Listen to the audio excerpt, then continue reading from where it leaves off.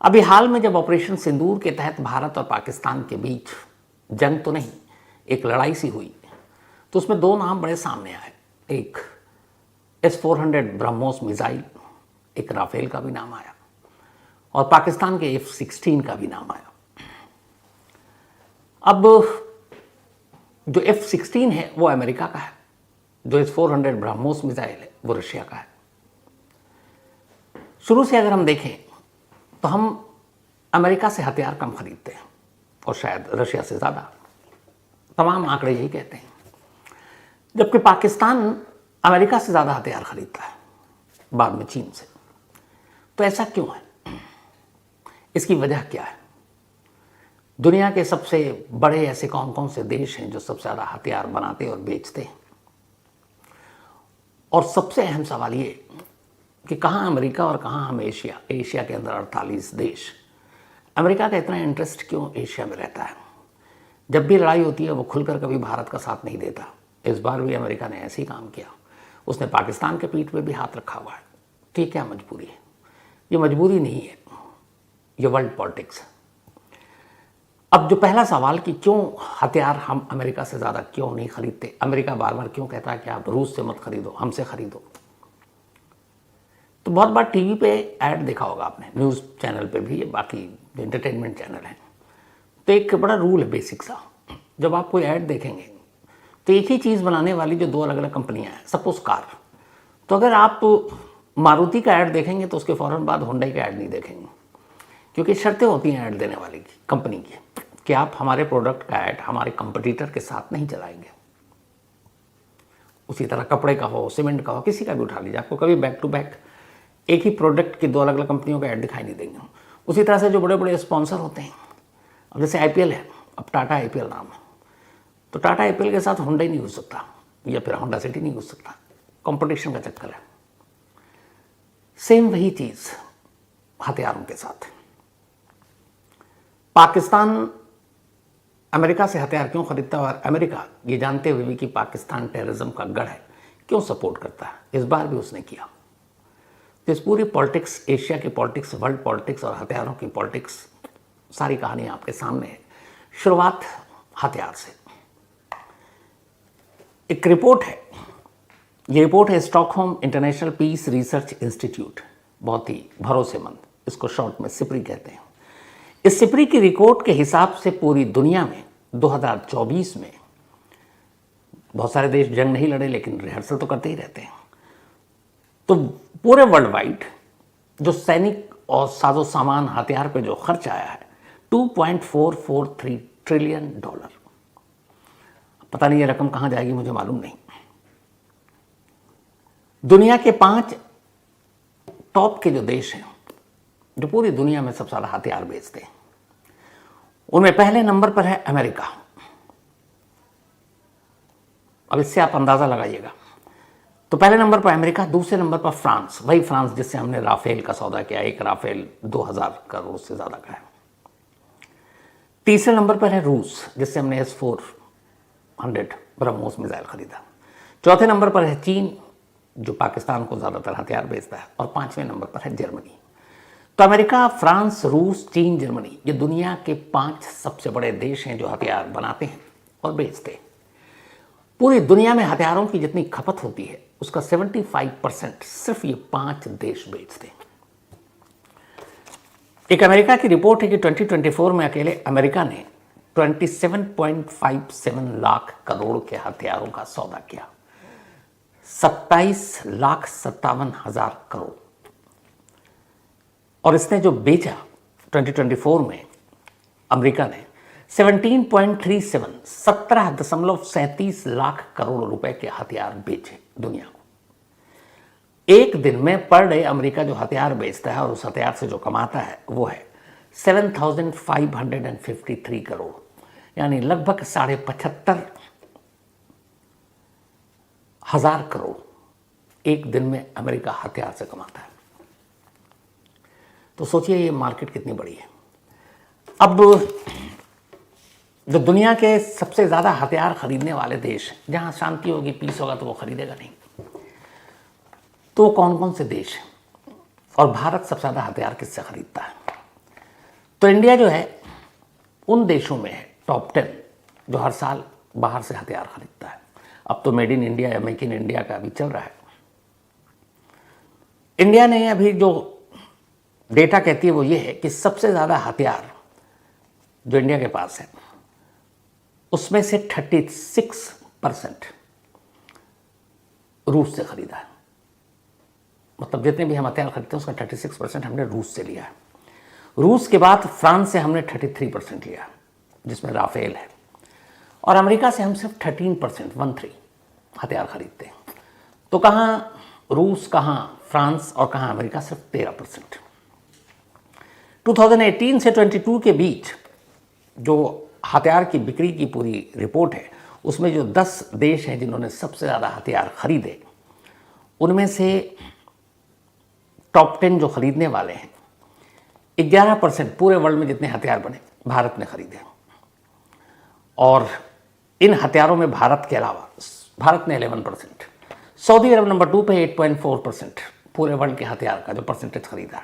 Number 3 पे है Qatar 7.6%, number 4 पे है यूक्रेन, जंग जारी है इसलिए वाजिब है 4.9%, पाकिस्तान IMF वर्ल्ड बैंक से कर्जा ले रहा है लेकिन हथियार खरीदने के मामले में 4.3%, 5वें नंबर पर, जापान 4.1%, मिस्र 4%, ऑस्ट्रेलिया 3.7%, बड़ा शांत देश है, दक्षिण कोरिया समझ में आता है, नॉर्थ कोरिया पड़ोसी होगा तो खरीदना पड़ेगा 3.1%, और चीन 2.9%, यानी चीन भी बाहर से खरीदता है।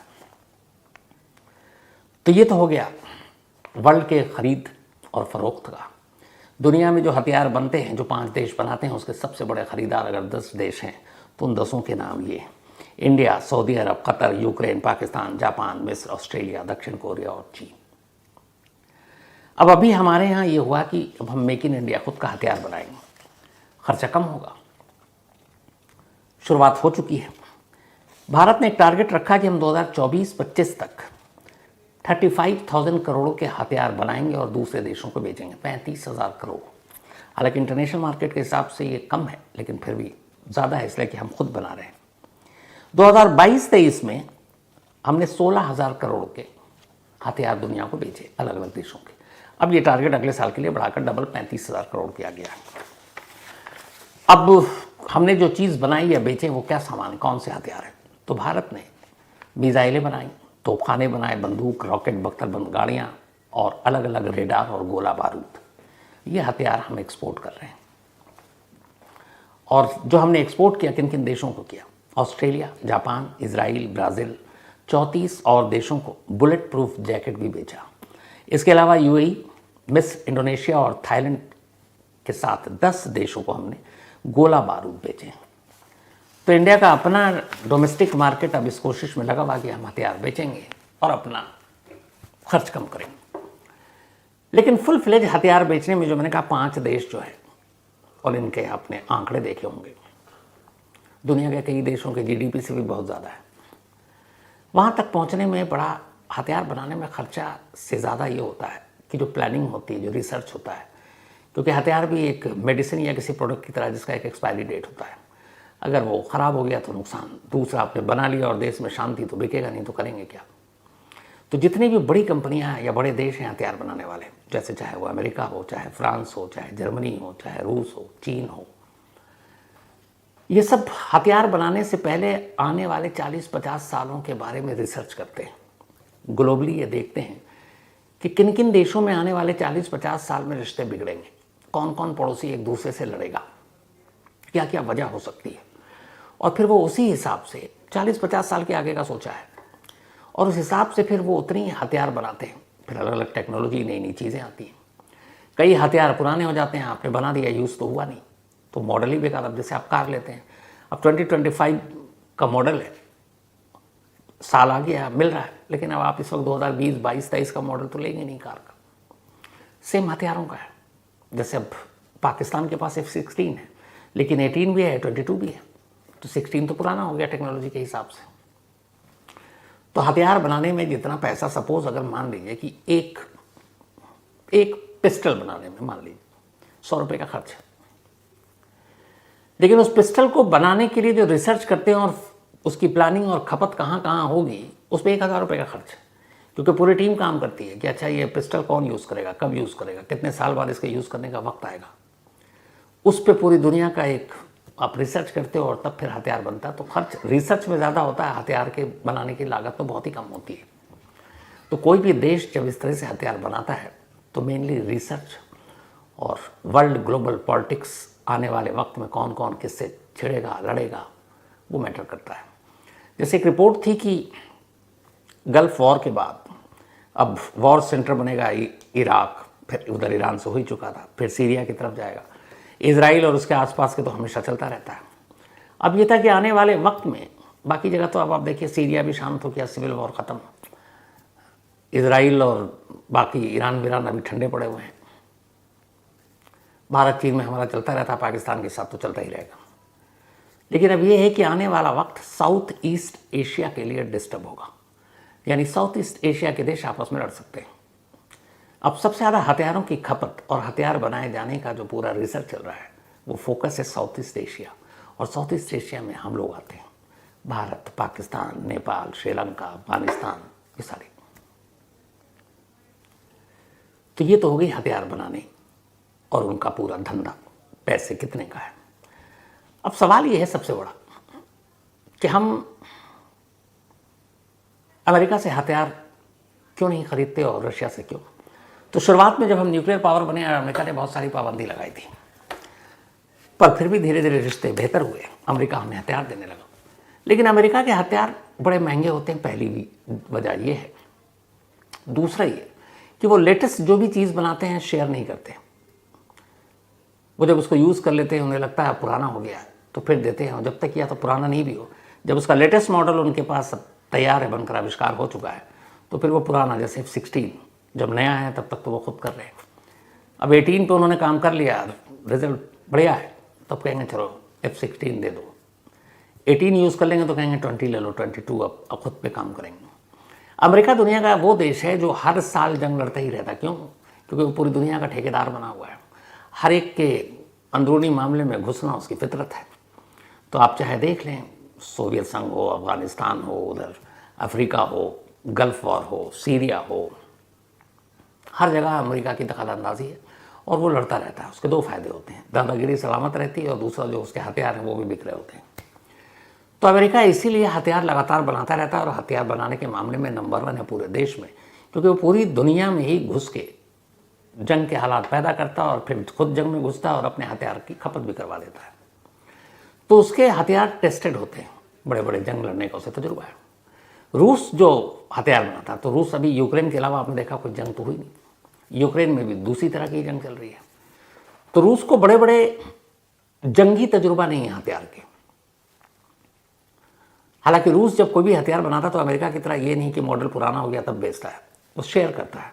जैसे S-400 था इंडिया के साथ, उसने उसी वक्त शेयर किया था, ब्रह्मोस मिसाइल। तो दो चीज़ें, रूस सस्ता देता है, अमेरिका महंगा देता है। और सबसे अहम चीज़ ये है कि अमेरिका को सिर्फ पैसे नहीं कमाने, उसको इस पूरे अमेरिका की ताकत उसके डॉलर है। दुनिया में कोई भी ट्रेड होता है, कोई भी धंधा होता है, दो देश जब आपस में कोई व्यापार करते हैं, जैसे भारत को अगर मान लीजिए दुबई से ही तेल खरीदना है तो एक्सचेंज जो मनी है वो डॉलर ही होगा। तो दुनिया के ज़्यादातर देश क्योंकि इंटरनेशनली एक्सेप्टेड है डॉलर, तो जो भी जिसमें अमेरिका का कोई रोल नहीं है, मान लीजिए भारत और श्रीलंका आपस में दाल बेच रहे हैं, भुगतान डॉलर से हो रहा है, अमेरिका वहाँ बैठा हुआ है, दो देश के बीच में बिजनेस चल रहा है, डॉलर के चक्कर में वो अपना पावरफुल होता जा रहा है। तो एक तो ये, दूसरा जो सबसे बड़ा है, सुपर पावर बनने के लिए अमेरिका को पूरे दुनिया के हर देश पर दबदबा चाहिए, और यही वजह है कि भारत के साथ एशिया के जो देश हैं उनको कैसे कंट्रोल करना है, ये उसकी पॉलिसी है, और यही पॉलिसी उसके हथियार बेचने में साफ झलकती है। जो हमारा एशिया है ये दुनिया की सबसे ज़्यादा आबादी वाला देश है, मतलब पूरे वर्ल्ड पॉपुलेशन की 60% तो हमारे एशिया में ही है। अब एशिया अमेरिका के लिए भी बहुत महत्वपूर्ण है, क्योंकि एशिया के साथ एशिया पर नज़र रखना और अपनी दादागिरी को सलामत रखना ये अमेरिका के लिए बहुत ज़रूरी है। 48 देश हैं एशिया के अंदर, लेकिन हर देश से अमेरिका को मतलब नहीं है, उसको चाहिए पावर सेंटर। अब पावर कैसे और संतुलन कैसे बनाना है और किन किन देशों को कैसे झुकाना है, उनके साथ कैसे समझौता करना है, ये खेल इन हथियार को बेचने की झलक से साफ दिखाई देती है। पूरे एशिया पे अमेरिका कंट्रोल करना चाहता है। अब कंट्रोल करने के लिए उसने कुछ चीज़ें कर रखी। बेशक भारत के साथ उसके रिश्ते अच्छे हों, अब नहीं है, अभी फिलहाल तो ऐसा लग रहा है। अमेरिका के खिलाफ भारत भी कभी नहीं बोलता कि हमारे रिश्ते अच्छे नहीं हैं। हम हमेशा कहते हैं कि हम अमेरिका हमारे दोस्त हैं, जबकि सही मानों में नेचुरल दोस्त हमारा रशिया है। तब क्या होता है कि उसे इंडिया से कोई मतलब नहीं है अमेरिका को, उसको अपने मतलब से मतलब है। उससे देखा इंडिया पाकिस्तान के बीच में हमेशा अनबन रहता है। अब इत्तेफाक से यहाँ पे चीन भी है, उधर रशिया भी है, सारे बड़े एक से एक बड़े धुरंधर देश भारत भी है। अमेरिका को डर रहता है कि कहीं भारत ट्रेड के लिए नई करेंसी कुछ देशों के साथ मिलकर चला दे तो डॉलर की तो वैल्यू गई और फिर ये सब सुपर देश बन जाएंगे, तो फिर उनका क्या होगा, उनको कौन पूछेगा, फिर मंडावली करने के लिए कौन बुलाएगा ट्रंप को। तो इसीलिए वो हर देश के साथ जिनके रिश्ते खराब होते हैं उनके साथ पॉलिटिक्स करता है। साउथ एशिया पर उसकी नज़र रहती है। साउथ एशिया इसलिए इंपॉर्टेंट है अमेरिका के लिए क्योंकि यहाँ पाकिस्तान भी है और इंडिया भी है। अब वो पाकिस्तान को सपोर्ट करता है, पाकिस्तान को हथियार देता है। अब पाकिस्तान को F-16 दिया, अब इंडिया कहे कि यार हमें भी दे दो, तो अब F-16 इंडिया को तो बेच नहीं सकता, दोनों F-16 क्या करेंगे, किसी का तो सुपीरियर हो। तो इंडिया कहेगा नहीं हमें F-18 दे दो, वो कहेगा ले लो भाई। अब पाकिस्तान पीछे तो रहेगा नहीं, कहेगा आपने F-18 दिया हमें और लेटेस्ट दो, कहेगा अच्छा तुम 22 ले लो। तो ये होड़ मचाता रहता है और फ़ायदा किसका हो रहा है, नया नया माल बेचकर अमेरिका का। तो पाकिस्तान के हमेशा सपोर्ट में, चाहे टेररिज्म के ऊपर कितने वो बोले अमेरिका, उसकी डबल पॉलिसी ये रही है। वो पाकिस्तान को सपोर्ट करता है, पाकिस्तान को हथियार बेचता है। क्यों? पाकिस्तान सूट करता है उसको साउथ ईस्ट एशिया पर कंट्रोल करने के लिए, जिसमें इंडिया नहीं बाकी के भी जितने देश हैं वहाँ से वो कंट्रोल करेगा। तो साउथ एशिया को कंट्रोल करने के लिए वो पाकिस्तान के साथ सब कुछ करता है। अब वेस्ट एशिया को कंट्रोल करना है। पूरा एशिया जो मैंने बताया 60% पॉपुलेशन वर्ल्ड की यही, क्योंकि दो ही देश मिलाकर इतनी आबादी बढ़ा देते हैं, चीन और भारत। तो साउथ एशिया पाकिस्तान को उसने पकड़ के अपना पिट्ठू बना रखा, वहां से कंट्रोल करता है। ईस्ट एशिया की तरफ से, बल्कि वेस्ट एशिया की तरफ से उसने इजराइल को पकड़ रखा है और इजराइल से कह रखा है कि तुम इधर से नजर रखो, हम तुम्हारे पीठ के पीछे खड़े हैं, तो वहां से कुछ भी होगा तो इजराइल देख लेगा। अब जो तीसरा हिस्सा बचता है एशिया का, उधर से उसने जापान को खड़ा रखा है। जापान के पड़ोस में साउथ कोरिया भी है, नॉर्थ कोरिया भी है। अब जापान वो देश है जो आपको पता है कि 45 हिरोशिमा नागासाकी के बाद अमेरिका ने एक तरह से बर्बाद कर दिया। उसके बाद जापान ने एक समझौता किया, झुककर मजबूरी हुई अमेरिका से। अमेरिका ने कहा कि आज के बाद तुम कभी अपना सेना नहीं बनाओगे, सेना नहीं रखोगे, तुम्हारी सुरक्षा की गारंटी मेरी है। उस शर्त से जापान बेचारा बंधा हुआ है, वहाँ के सेनाओं का ठेकेदार अमेरिका बना हुआ है। तो अब जापान तो मुंह खोलेगा नहीं अमेरिका के खिलाफ। बचा साउथ कोरिया। साउथ कोरिया को भी अमेरिका ने कंट्रोल में कर रखा है। जैसे इंडिया और पाकिस्तान के साथ वो करता है, वैसे ही साउथ और नॉर्थ के साथ करता है। साउथ कोरिया कुछ खुल के बोलेगा तो वो नॉर्थ कोरिया को बेलगाम कर देगा, कहेगा उनके पास रॉकेट है, न्यूक्लियर बॉम्ब है, तुम्हारी ऐसी की तैसी। तो वहां से वो जापान के थ्रू करता है। बीच में यूक्रेन और रशिया का जब हुआ तो उसने यूक्रेन के, चूंकि नाटो देश वाला इशू उठ रहा था, तो उसका ये भी था कि यूक्रेन के जरिए भी एशिया के ऊपर थोड़ा सा कंट्रोल बनाया जाए। लेकिन वहाँ गलती से पुतिन साहब आ गए, तो लड़ाई भी आमने सामने की पुतिन से थी, तो अमेरिका की बात बनी नहीं। लेकिन अमेरिका की कोशिश यही है, एशिया में शांति कभी अमेरिका नहीं चाहेगा। अमेरिका चाहेगा कि इंडिया पाकिस्तान के रिश्ते ऐसे ही हों, इंडिया चीन के रिश्ते ऐसे ही ख़राब हों। हाँ, इंडिया रूस के बीच में जो रिश्ते हैं वो थोड़ा सा ख़राब हो जाए तो बेहतर है। भारत की भी मजबूरी ये है कि हम खुल के नहीं कहते कि हम अमेरिका के साथ नहीं हैं, क्योंकि हमारे बहुत सारे ट्रेड हैं, बहुत सारी चीज़ें हैं, तो हम कहते नहीं। लेकिन हाँ, रूस के साथ हमारी दोस्ती जग जाहिर है, ओपनली है। तो इसीलिए कई बार अमेरिका धमकाता है कि आप रूस से क्यों हथियार खरीद रहे हो, हमसे खरीदो। अब उनसे हथियार खरीदने में दोनों प्रॉब्लम बताई आपको, पैसे एक तो ज़्यादा ही है, और एक तो अमेरिका की शर्तें बहुत होती हैं। वो जब हथियार देता है तो कहता है ये नहीं करना, ये नहीं करना, ये नहीं करना। जैसे पाकिस्तान को F-16 बेचा, भारत ने विरोध जताया कि आप उसको क्यों दे रहे हो, तो अमेरिका ने कहा अच्छा ठीक है तुमको खुश कर देता हूँ। उसने पाकिस्तान से कहा तुम F-16 सिर्फ टेररिज्म के खिलाफ इस्तेमाल करोगे, अगर तुम पे कोई आतंकवादी हमला हो या आतंकवादियों को कैंप को उड़ाना हो, भारत के खिलाफ तुम इस्तेमाल नहीं करोगे। अगर भारत के खिलाफ इस्तेमाल करोगे तो सारे F-16 के लाइसेंस उसके कल पुर्जे सब बंद कर दूंगा। तो अमेरिका को भी उसने पाकिस्तान को भी खुश कर दिया। अब ऐसी भारत जब भी कुछ खरीदता है तो बहुत सारे उसके शर्तें लगा देते हैं कि ये हथियार आप पाकिस्तान के खिलाफ नहीं करोगे। अरे तो भैया हथियार फिर खरीद ही क्यों रहे हैं हम? अगर हम मेन दुश्मन के खिलाफ हथियार आपसे खरीद रहे हैं कि उससे खतरा है और आप कह रहे हो उसी पे इस्तेमाल नहीं करना, तो ऐसे हथियार का फिर क्या उसको शोपीस की तरह रखना है? तो ये बेतुकी शर्त है, लेकिन वो अपनी शर्तों पर काम कराता है, जबकि रशिया के साथ हमारे ऐसे शर्त होते नहीं हैं। तो इसीलिए हम अपने 36% जो भी हथियार हैं रशिया से खरीदते हैं और अमेरिका से सिर्फ 13%। वो भी कुछ मजबूरियां और कुछ लेटेस्ट टेक्नोलॉजी है। एक तो ये है कि रशिया के मुकाबले अमेरिका के वेपन्स ज़्यादा लेटेस्ट होते हैं, क्योंकि वो साल भर पूरी दुनिया में जंग लड़ता ही रहता किसी न किसी देश में घुसकर। रशिया के साथ ये चीज़ है नहीं। तो एक तो पैसा और दूसरा शर्तें कि ये हथियार तो दूंगा पर इसको ये मत करना, ये मत करना। तो यही वजह है कि पाकिस्तान को अमेरिका हथियार बेचता है, अपनी शर्तों पर बेचता है, अमेरिका से वो खरीदता भी है, खुशी खुशी खरीदता है। भारत अब थोड़ा सा ये है कि नहीं भैया, हम हथियार का खर्चा कम करेंगे, हम खुद बनाएंगे। और जैसा मैंने शुरू में कहा कि 36,000 करोड़ का टारगेट है हमारा। अभी हमने जो बेचा है उसके हिसाब से आगे। लेकिन अगर आप ध्यान से देखें तो पूरी दुनिया एक तरफ शांति की बात करती है और जो बड़े बड़े देश हैं, जो एकदम तरक्कीशुदा देश, अमेरिका, जर्मनी, रूस, चीन, सभी हथियार के धंधे में लगे हुए हैं। थोड़ा सा दिमाग लगाने की ज़रूरत है कि भाई कोई भी एक दुकान में हलवाई अगर मिठाई बनाता है तो किस लिए बनाता है? ताकि वो मिठाई लोग खरीदें और खाएं। तो जो हथियार बनाने वाले देश हैं वो उसको शौक के लिए या शक्ति प्रदर्शन के लिए तो नहीं बना रहे। वो चाहते हैं कि लोग खरीदें। तो कौन खरीदेगा? किसी भी देश में जहाँ शांति हो उनको हथियार की ज़रूरत ही नहीं है। तो हथियार वही खरीदेगा जिस देश में उथल पुथल है। अब उथल पुथल ना भी हो तो हथियार तो बना लिया भाई, इतने अरबों डॉलर आपने हथियार बनाने पे खर्च कर दिया और पूरी दुनिया में शांति हो, तो क्या ये हथियार बनाने वाले देश को गवारा होगा ही है? बिल्कुल भी नहीं होगा। क्योंकि जब आप हथियार बना रहे हैं तो भैया उसको बेचना तो है। अब बेचने के लिए आप कुछ भी करवा दो, जंग करवाओ, लड़वाओ, एक दूसरे को आपस में बोलो गोली चलाएं, बम चलाएं।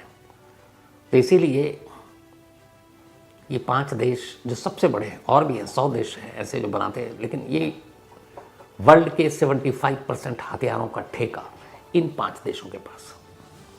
और ये 5 देश कभी नहीं चाहेंगे कि दुनिया में अमन हो, सुकून हो, शांति हो। लेकिन लड़ने वाले देश पता नहीं इन बातों को, ओपन चीज़ें हैं आपके सामने आंखों के, क्यों नहीं समझ पाते, क्यों नहीं शांति से रह पाते। आतंकवाद भी शायद कहीं ना कहीं इसी वजह से आप देखेंगे। मैंने पहले भी कई बार कहा, लादेन हो, बगदादी हो और भी आतंकवादी संगठन, इसके सरगना कभी ना कभी अमेरिका के हथियारों से ही खेले। अमेरिका नहीं दिया। तो हथियार जब बनाएंगे और हथियार को आपको बेचना है तो फिर शांति बर्दाश्त नहीं है। बस यही वजह है कि अमेरिका नहीं चाहता कि 2 देश शांति से रहें।